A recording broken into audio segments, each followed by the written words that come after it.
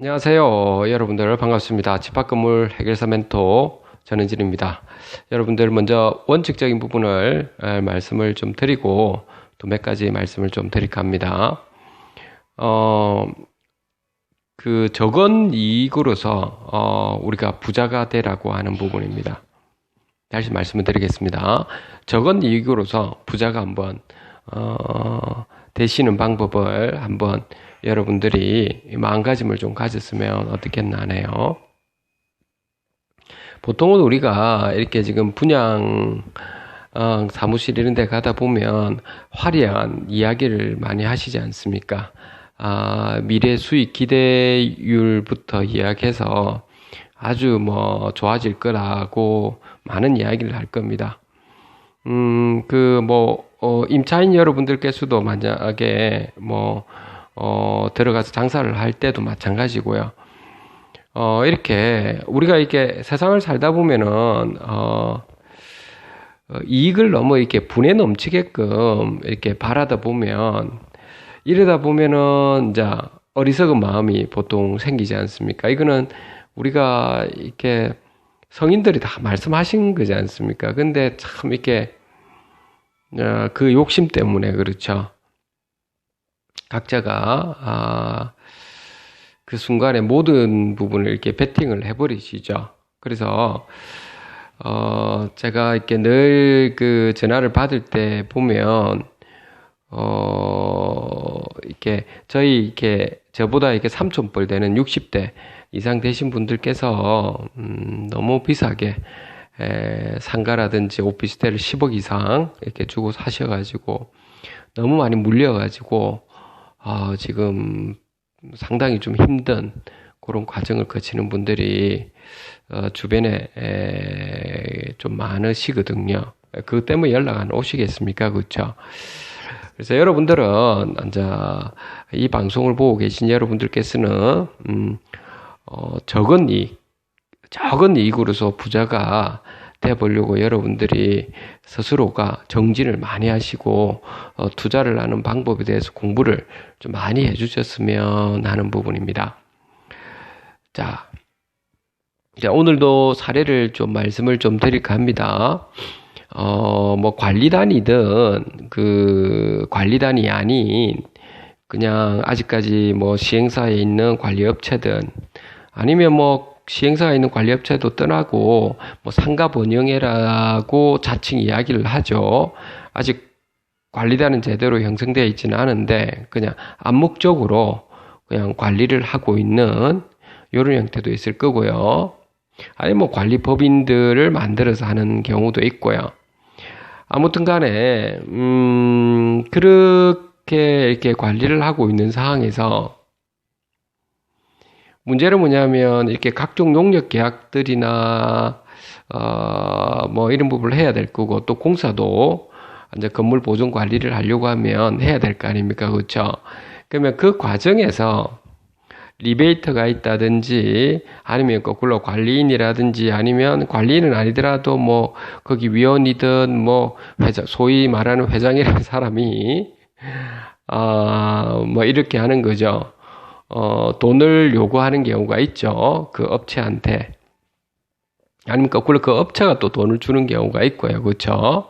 잘 봐달라고 하면서 사실은 우리 공개 입찰을 해야 되는데 그렇지 않고 그냥 돈을 주면서 이런 경우가 있을 겁니다, 여러분들. 자, 그렇게 했을 때 어떻게 우리가 해야 되느냐 하는 겁니다. 우선은 제가 말씀드리고 싶은 부분이 관리단이든 관리단에 과반 동의를 안 받다 하더라도 이게 관리에 대해서 지금 관리인이든 관리인이 아니든 간에 직분을 행사하고 있는 분들은 청렴서약서를 반드시 적어야 되고요. 청렴서약서에는 각종 용역 계약이라든지 이런 부분을 부당하게 계약을 맺었다든지 부당한 청탁을 했다든지 이렇게 되었을 때는 본인이 형사처벌을 반드시 받을 것이며 그리고 민사상으로 도 손해배상을 반드시 해주도록 그런 부분을 사실 청렴서약서에 적어놔야 사인을 본인이 또 해야 되고요. 좀 그렇게 해야만이 사실 또 권한과 책임을 또 동시에 가질 수 있으니까 그렇죠. 제대로 할 수 있는 거잖아요. 근데 그렇게 안 하시려고 하시죠. 혹시라도 자기 혹시 뭐가 문제 생길까 싶어서. 제대로 하면은 그런 문제가 안 생기거든요. 그래서 청렴서약서라고 하는 부분이 있는 거지 않습니까? 그래서 웬만하면 여러분들은 청렴서약서에 사인을 좀 꼭 해주시고요. 그 청렴서약서에 사인을 안 하더라도 여러분들 거기에서 건물에서 관리를 하시는데 부정한 청탁이 들어갔다든지 하면은 크게 우리는 이게 법에서는 이렇게 세 가지가 있거든요. 형법에서는 그러니까 범죄 행위입니다. 그거는 횡령이나 배임 또는 사기죄가 될 수 있죠. 그렇죠. 이제 그런 부분입니다. 횡령, 배임, 사기죄 부분으로 한 부분으로 들어갈 수 있고요. 그리고 또 어떤 경우에는 구청의 공무원들하고 뭐 또 결탁이 되고 관리단하고 그리고 또 공사업체하고 이렇게 세 군데가 결탁되는 경우도 있거든요. 그러다면은 부정한 청탁이 들어가고 했을 때 그 공무원은 뇌물죄에 속하는 거죠. 무조건 뇌물죄에 들어가는 거고, 그리고 이제 그 공사업자라든지 용역 계약을 맡고 있는 그런 사람들은 이제 배임 정죄죄가 되는 거고요. 그리고 이게 관리단에 있는 관리인이나 이런 사람들 있죠. 이런 분들은 배임 수재죄가 또 되는 거죠. 그렇게 해서 이제 포괄적으로 또 그런 죄가 있습니다. 그래서 이제 그런 경우가 있고요.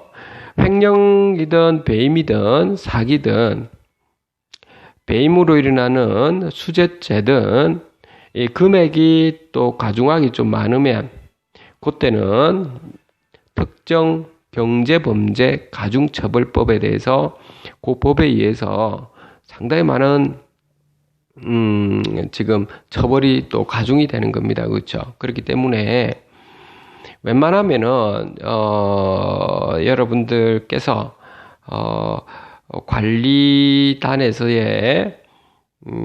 그 관리를 하시는 분들 있죠. 그분들은 관리인이든 임시관리인이든 관리인이든 아니면 관리위원회든 간에 위촉 관리인이든 관리위원이든 간에 상관없이 좀 집합 건물에 대해서는 제대로 아시라라고 하는 겁니다. 그래 법률적인 부분도 좀 알고는 있어야 되고요. 그리고 그 계약 관계를 어떻게 해야 된다라고 하는 부분, 그런 부분도, 그 공개 입찰을 어떻게 해야 된다 하는 것도, 그리고 관리소장은 좀 제가 누누이 말씀드렸지만 건물 보존 관리에 대해서 주택관리사 자격증이 있는 분, 좀 똑똑한 분이 하셔야 됩니다. 그렇지 않으면 이제 이런 부분에 문제 생기는 거죠. 횡령, 배임, 사기라든지 뭐 이렇게 배임 그 수재죄에 걸리기도 하고요. 특정 경제범죄, 가중처벌도 당하거든요. 왜냐하면 너무 어리석기 때문에 순진하게 사람들이 보여도 굉장히 어리석은 사람이거든요. 그 순진한 게 아니고요. 그 어리석은 사람이고요. 착한 사람이라는 것은 자기가 뭐가 잘못했다는 거 알고 모르는 거는 정확하게 물어보고 따박따박 열심히 공부해서 그걸 제대로 하려고 노력하는 사람이 착한 사람이고요. 어리석은 사람인데 자만심을 가지고 있고 있는 사람들이 있거든요. 그런 사람들은 횡포를 하고 뭐 관리소장들 중에서 보면 그런 게 많죠, 여러분들. 그런 연락이 저한테 많이 오던데, 그런 사람들은 직원일 뿐이잖아요. 그렇죠. 그렇기 때문에 우리가 관리비를 주고 돈을 줬고, 거기에 대해서 그 사람들은 용역을 하는 거잖아요. 노동의 대가를 받는 것 뿐이기 때문에, 그럼 노동의 대가가 뭐죠? 서비스직이잖아요. 그렇죠. 그러면 당연히 인사를 또박또박하고, 뭐 물어보는 거는 정확하게 알려드려야 되고, 그리고 집합건물 소유에 관한 법률뿐만 아니고 각종 우리가 민법이라든 상식적인 또 사항에서는 소유자분들이나 입점주분들이 실제 주인이기 때문에 요청할 사항은 언제든지 그에 대해서 자료라든지 이런 걸 다 드려야 되는 거죠. 그렇게 하셔야 되고, 항상 친절하시고 투명하고 공정하게, 그리고 건물 효율화되도록 이런 쪽에 역점을 둬야 되는 것이 기본입니다. 그렇죠? 기본 중에서 기본이 되는 거죠. 그렇지가 않은 데가 많다는 거지 않습니까? 그렇기 때문에 여러분들께서 소유자 여러분들과 입점주 여러분들께서는 여러분들이 돈을 주고 그분들은 그냥 직원들일 뿐이기 때문에 근로자들일 뿐인데 제 말은 갑질을 내라 말은 절대 아닙니다. 잘하시는 경우에는 격려를 해주시고요. 어떨 때는 잘하시고 있으면 식사라도 같이 함께 할 수도 있는 거고 그렇죠. 그리고 설날이라든지 추석 때 선물이라도 하나 드릴 수가 있는 거죠. 고마우신 분들한테는 그런 겁니다. 근데 그렇지가 않고 이게 직원임에도 불구하고 자기가 뭐가 되는 것처럼 행사를 하고 게다가 필요한 자료들을 달라고 했는데 아니면 뭐 어떤 뭐 그 관리비와 관련된 가지고 좀 의문점이 있는 걸 물어보는 거죠, 당연히. 또는 뭐 건물 시설에 관련되어 가지고 뭐 상하수도에서 뭐 우리 관리비는 좀 많이 나왔다든지 전기료가 많이 나왔다든지 또는 각종 건물에 대한 어떤 노후화된 부분 이런 거 물어보는 건 당연한 거고 그거는 물어보는 부분에 대해서 당연히 답변을 해줘야 되고 거기에 대해 조치를 해야 될 사람들이 관리소장입니다. 그렇죠? 그거는 기본인데 기본 중에서 기본이라는 거 제가 말씀을 드리는 거죠. 그런데 그렇지가 않아서 저한테 연락이 좀 많이 오시던데요. 당당하게 요구를 하시고 있죠. 여러분들. 자, 그 관리소장도 여기 제 방송을 보고 계시는 분들이 계시던데, 관리소장님들도, 소장님들도 정말로 있죠. 여러분들 성심을 다해가지고, 여러분들 공부를 하고, 집합 건물뿐만 아니고, 공학적인 마인드도 가지고 계셔야 되고, 건물 보존 관리에만 좀 초점을 두시고, 거기에만 일을 열심히 하셔야 됩니다. 뭐, 정치적인 이런 부분에 신경을 쓰시지 마시고요. 뭐, 관리인이든 관리위원회든 이런 데 너무 신경을 쓰지 마시고, 그분들이 어떤 사람에 따라서 내가 잘리면 어떻게 하냐, 이런 쪽에 신경 쓰지 마시고, 본인의 업무, 본인의 직분에 충실하도록 하는 것이 장기적으로는 상당히 관리소장님 커리어를 쌓는데도 좋으실 겁니다. 이제 그런 관점으로 여러분들이 접근을 하시고요. 소장님은요. 그리고 친절하시고 항상 이제 그렇게 해주셔야 되고요.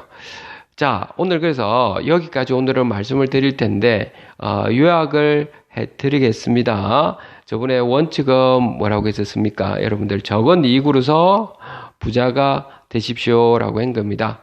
제보다도 연배이신 60대 이상이 되신 삼촌뻘인 분들이 10억 이상 투자해서 좀 문제점이 많은 경우가 연락이 오시니까 제가 안타까워서 그런 거니까요. 여러분들 그런 부분 보시고 또 오늘 어떤 이야기 하셨죠? 각종 용역 계약이라든지 이런 부분에서 건물 관리 보존을 하시는 분들 누구든지 간에 건물 보존 관리를 하시는 분들은 횡령, 배임, 사기죄 그리고 공무원하고 결탁되신 공무원은 뇌물죄 그리고 배임 수재죄가 될 수 있고 그리고 거기에 있는 돈을 준 사람들 있죠. 업체들은 배임 정죄죄가 되는 부분이고 금액이 좀 많으면 특정 경제 가중처벌을 또 당하는 거죠. 그렇기 때문에 필요하면 고소를 하시면 됩니다. 여러분들 정확한 증거 자료가 있으면 그렇게 들어가는 거 그렇게 해야 또 사회가 좀 밝아지니까요. 그런 까지도 여러분들이 잘 보시고 이렇게 진행을 해 주시면 되겠습니다. 오늘은 여기까지 이야기하고요. 아주 구체적인 사례들은 제가 오늘은 이야기 안 하겠습니다. 이런 걸 구체적인 사례들이 많습니다. 여러분들이 연락을 주셔서 제가 조치를 좀 해드린 겁니다. 그 중에서 말씀을 드린 것입니다. 오늘 여기까지 이야기를 하고 여러분들 또 좋은 하루 보내시고요. 또 다음에 또 여러분들이 하고 또 대화를 나누고 이렇게 하도록 하겠습니다. 감사합니다.